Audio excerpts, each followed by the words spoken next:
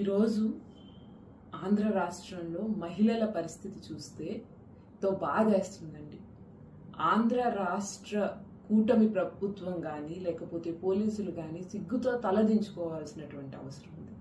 ఎందుకంటే ఈరోజు ఆంధ్ర రాష్ట్రంలో మహిళలకి భద్రత లేదు, రక్షణ లేదు అని చెప్పడానికి ఎక్కడ ఎవ్వరూ సంకోచించట్లేదు.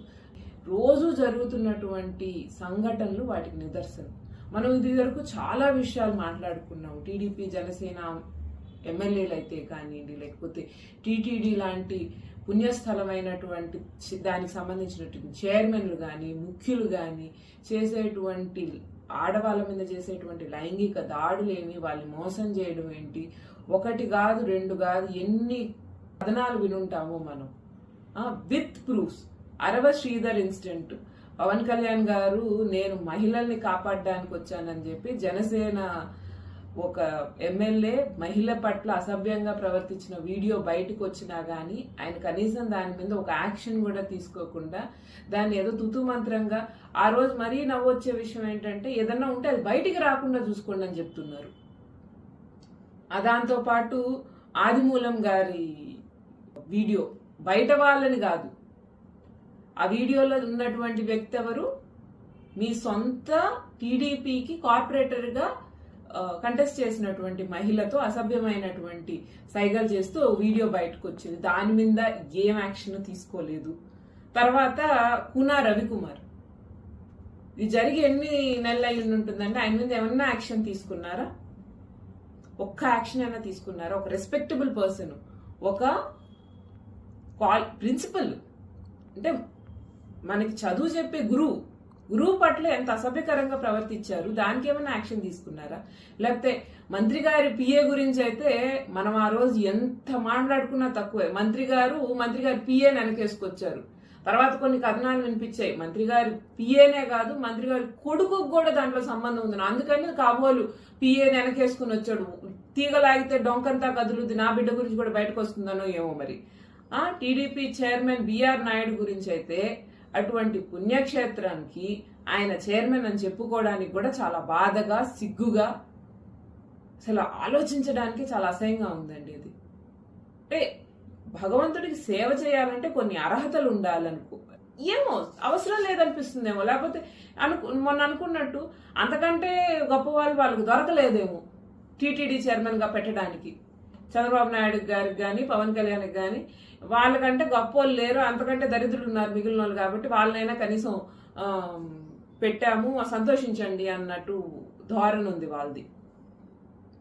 ఈరోజు మళ్ళీ లేటెస్ట్గా నెల్లూరు జిల్లాలో రోజుకొకటి బయటపడుతుందండి.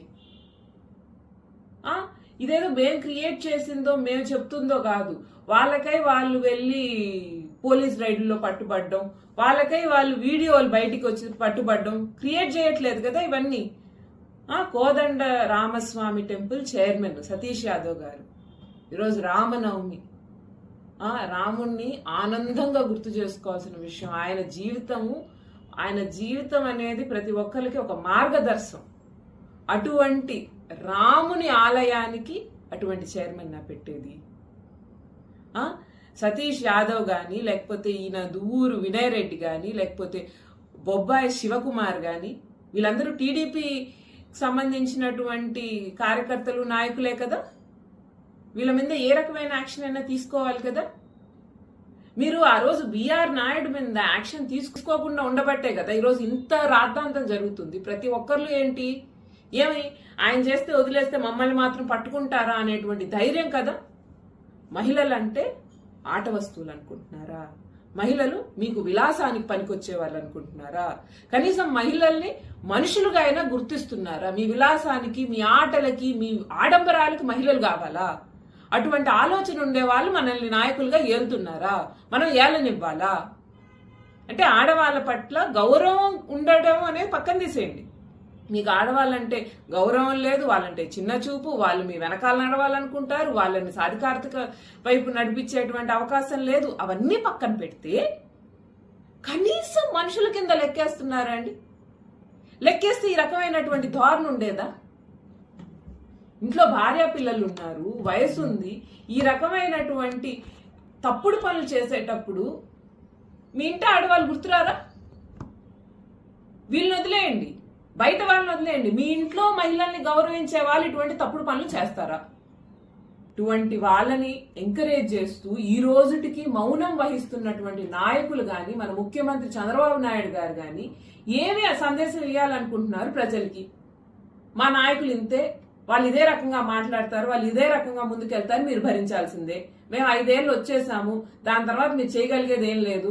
5 ఏళ్ల తర్వాత మళ్ళీ ఏదో ఒక మోసం చేసి మేము మళ్ళీ గద్దెక్కుతాం కాబట్టి 5 ఏళ్ల దాకా మేము చేసేటువంటి అరాచకాలు, అన్యాయాలు మీరు భరించండి. పాపం ప్రశ్నించాడని వచ్చినటువంటి కనీసం చంద్రబాబు నాయుడు గారు మౌనం వహించారని చెప్పొచ్చు. నేను ప్రశ్నిస్తాను అని వచ్చిన పవన్ కళ్యాణ్ గారు అసలు కనిపించట్లేదు. మహిళల విషయంగానే వచ్చారు, మహిళల గురించే రకరకాలైనటువంటి మాటలు చెప్పారు, వాలంటీర్లు మీద అనవసరమైన నిందలు అభాండాలు వేశారు, ఇవన్నీ చేశారు. ఈ రోజు ఎక్కడికి వెళ్ళింది? అదే గొంతెత్తి చెప్పొద్దు. ఈ టీడీపీ ఎమ్మెల్యేనైనా వెంటనే డిస్మిస్ చేసి ఉండాల్సింది కదా, సస్పెండ్ చేసి ఉండాల్సింది. ఎందుకు చేయలేదు సస్పెండ్? అంటే పక్కనోడికి నీతులు చెప్పడానికి, లేకపోతే ఎలక్షన్ లో ప్రజల్ని మోసం చేయడానికి తప్ప మీరు పాటించడానికి కాదనమాట నీతులు. కాబట్టి ఈ రోజుకైనా బుద్ధి తెచ్చుకోండి. మహిళలు అనేటువంటి వాళ్ళు ఎదురు తిరిగితే మీరు తట్టుకోలేదు, శాశ్వతంగా ఇంట్లో కూర్చోవాల్సిందే మీరందరూ. ప్రభుత్వం గాని, లేకపోతే అధికారులు గాని, లేకపోతే ఎవరైనా గాని, మహిళలు ఇంట్లో ఉన్నంత వరకే మీ అందరికీ మర్యాద. వాళ్ళు ఎదురు తిరిగారు అని అంటే వాళ్ళని మీరు తట్టుకోలేరు. నేను ఇదివరకు చెప్పాను, మేము మహిళలు అందరం కలిసి ఉద్యమించారంటే మీకు చాలా ఇబ్బందులు వస్తాయి అని చెప్పి. మీరు అనవసరంగా మహిళల్ని తక్కువ లెక్కేసుకొని ఉన్న ప్రమాదాన్ని రోజు రోజుకి పెంచుకుంటున్నారు. వాళ్ళకి చాలా సహనశక్తి ఉంటుంది. అమ్మ మేము చాలా చాలా ఓర్పుగా చేసుకుంటాం సంసారాలు, అందుకని మేము చాలా ఓర్పు వహిస్తాము.